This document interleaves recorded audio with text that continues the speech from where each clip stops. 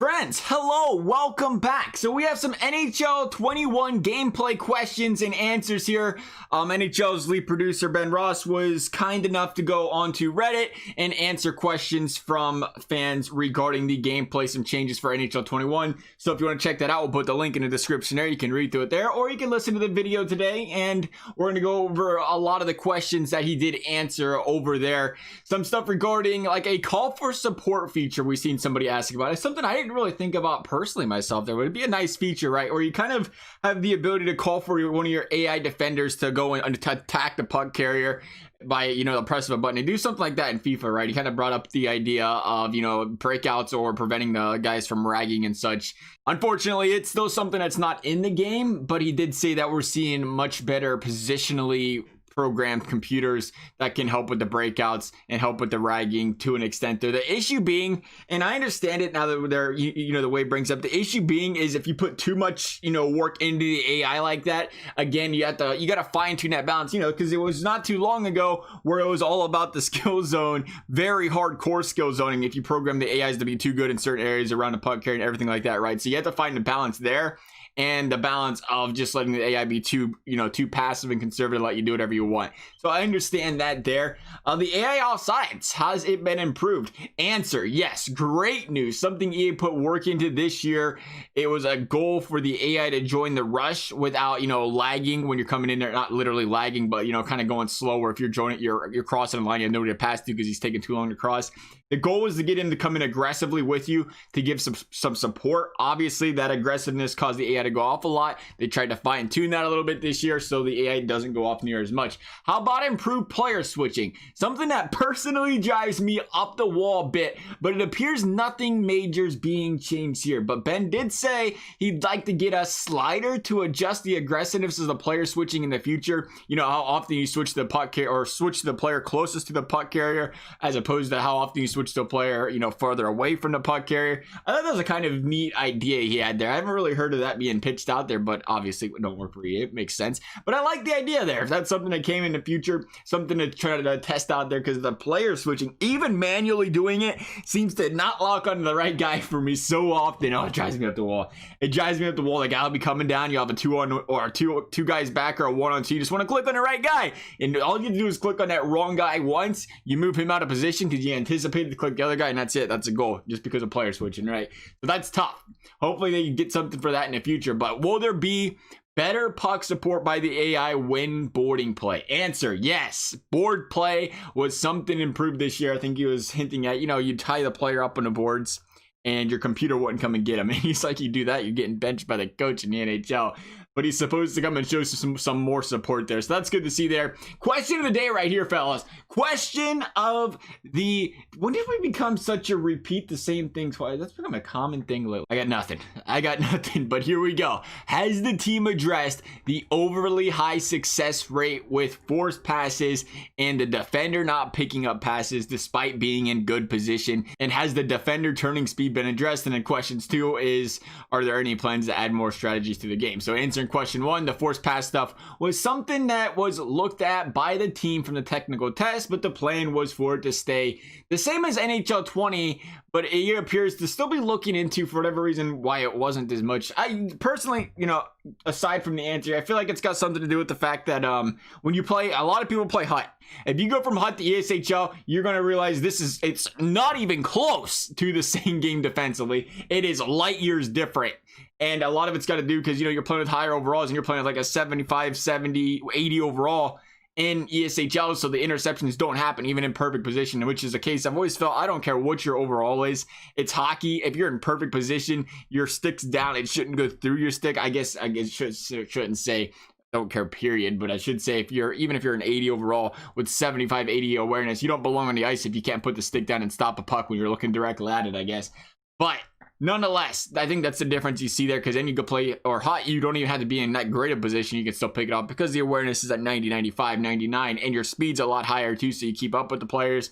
Everything else, you're bigger. You can play with bigger guys. The bigger guys, the size makes a big difference. You're bigger, you're smaller when it comes to picking off passes. You can be big, quick, and everything in HUT. Anyway, it appears EA is looking into the awareness models regarding a player's awareness to see See interceptions coming relative like to their defensive attributes and just their awareness. I would call it like their awareness circle or whatever, how far away they can see and reach and intercept passes.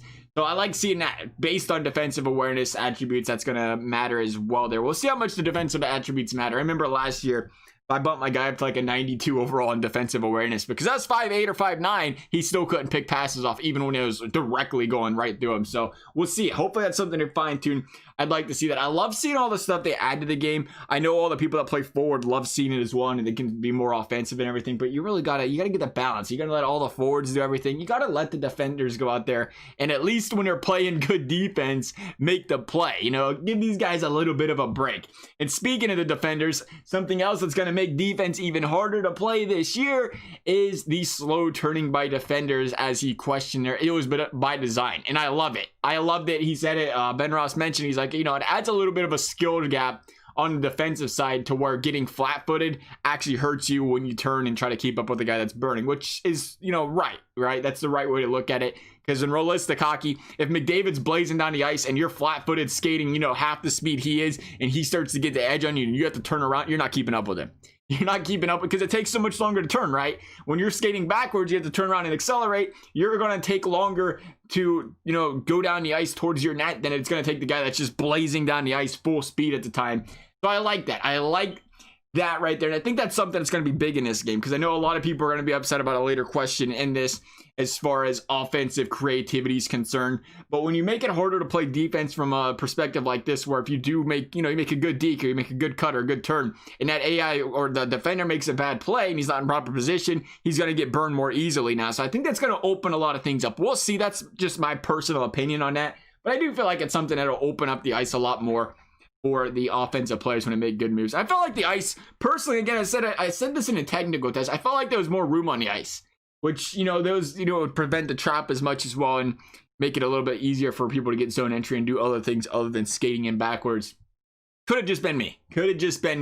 But, you slightly scale down. I don't see a question on there. I should have asked that. That would have been a good question. You slightly scale down the size of the players on the ice, and it leaves a little bit more space, obviously, right? Because, there's not as much space being taken up. But we'll see. Regardless, question number 2. There's no new strategies added there. Current ones were improved from an AI behavior standpoint, but there was no new strategy. I know that's been something questioned by the fans for a while now because we've had the same strategies pretty much the entire generation there.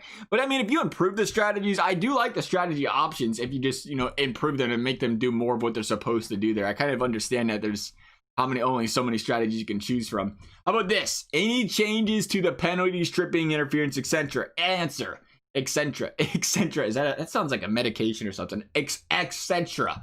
Answer though, we have continued to make improvements to the core poke check mechanics and tripping penalty logic as well. The poke checks themselves have an increased min and max range and are much more reliable. Thank you, EA. I don't want to have the spam poke check back in the game as much as anybody else does. That was kind of, I was a little overzealous back in the day. But I tell you what, there was, how many times I skated backwards, guys come, not backwards, but with the guy skating in front of you, skating backwards as a defender. He's coming into the zone, perfect position. Staring him in the eyes, perfect position. He's right in front of you. Poke check him, goes through the puck, hits the guy in escape blades, down he goes. Should have been a perfect poke check. Should have been a great defensive play. They was like, nope, not gonna happen. That's a trip. That's supposed to be the way it sounds. That's supposed to not happen as much this year. If you're in great position, you give a little bit of space. The stick blade hitting the puck or hitting the skates isn't supposed to cause a trip as much, which, I guess the way I would think of that is, if you're getting your shaft into the guy's skates, though he's going down, or into his knees, he's going down. But if you're in front of him and you just bump his, skate blade, he's not going to go down from that. You're going to properly, pull your stick back, not cause a trip, whatever, or poke check as you should in that situation. Very happy to see something like that. We're going to see it implemented, but I'm very happy, or we're going to try it out, I guess I should say, but I'm very happy to see that they are aware of that and they are trying to work on that. I think it's a big thing for the defensive side of the puck here, because again, everybody's out there deking, they're spinning and everything. At the very least, I did feel like the poke check should have just been better just for that reason. If everybody can go out there and deke at a, super high success rate, spin around cut, LT cut, do everything these forwards can do, at the success rate they do, it should be a little bit easier to poke the puck off their stick when they're doing that stuff, obviously. So I like that. Big fan of it. Also, noting the position being important. Some good tips right here. For all you poke checkers out there, position is key. If your momentum is taking you away from the puck, it's going to be more inaccurate when you poke check, better chance of tripping them. Obviously, that's how it should be, right? Because you're just kind of, at that point, if your momentum's taking you away from the puck carrier, you moved yourself out of position, you're in bad position, you're just trying to, quickly panic, bail yourself out of a bad situation before he takes a good shot or something, right? So I love that. Opposed to being, obviously, as we mentioned before, if you're right in front of the puck carrier, you're going to have a lot better chance of poking that puck off the stick and he's not going to fall over. And the poke checking attributes will obviously affect your accuracy as well. I got to throw them in there because I know you guys are questioning it. Roster sharing, GM connected. Both asked, neither answered. I think we get the hint there, right? Is the AI able to realize there's a net in their own zone yet, or will they continue to keep skating into it? This question just cracked me up. I don't know. I don't know if it was necessarily one to put in here. It was a good question, though. In all fairness, because EA does have that problem, but I just find that kind of funny there. But EA said, hey, they worked on both the avoidance and puck carrier logic that have improved their decision making with the puck in and around their net. So we'll see what they do there as well. Definitely, you have the buggy issues there sometimes. The AI is just like, oh, you're right. There is a net. Why can't I skate through this thing? So it's good to see they're looking at that as well. Pivot speed. Pivot speed has seen some changes, and this was we was hinting at earlier about the forwards, where the LT spamming, the L2 spamming isn't as overpowered. They have looked into it, especially the speed, along with the ability to take a hit when pivoting and back skating backwards. It looks like they're nerfing it a little bit even more. They nerfed it not enough probably last year. They're nerfing it more. Should it be possible to do? Abso-freaking-lutely, but you shouldn't do it as quick as you do it. You shouldn't turn and be as, able to just bounce off hits as easily as you can or hold on to the puck. And they are looking into that, and I love every single bit of it. And again, I think because the way the defender is going to get burnt, I think that's going to be a big thing this year. That if it, works the way it's supposed to as far as the defender getting burned for being flat-footed, I think that's going to put a lot of guys into fits that play defense, and they're going to learn like, hey, I just can't, nonchalant this and keep up with the guy. And, if he does burn me, I can just keep up with him side by side. If he burns me, he's actually going to burn me. There's no more of this get burned, catching from behind stuff. That's a big thing in this game, I think. If you get rid of that get burned, caught from behind stuff, that's going to open a lot more scoring opportunities up, especially for the, the good players in this game. Even without the L2 cut, they don't need. I've always said this before. A lot of people say it takes out the creativity, removing it. This wasn't in the game for like 20 years. It was, but it was never this overpowered, right? So I think we'll be all right. We just gotta, it's always a game of evolving, adapting, and learning the new metas, learning to, win and score goals in different ways. And again, I think we might see some different stuff this year, and I'm looking forward to it. But that's going to be the questions we go through today that'll wrap things up. Again, we'll post a link in the comment section down below if you want to take a look at it. Otherwise, I hope you guys enjoy the video. As always, thank you guys for watching. We'll see you next time.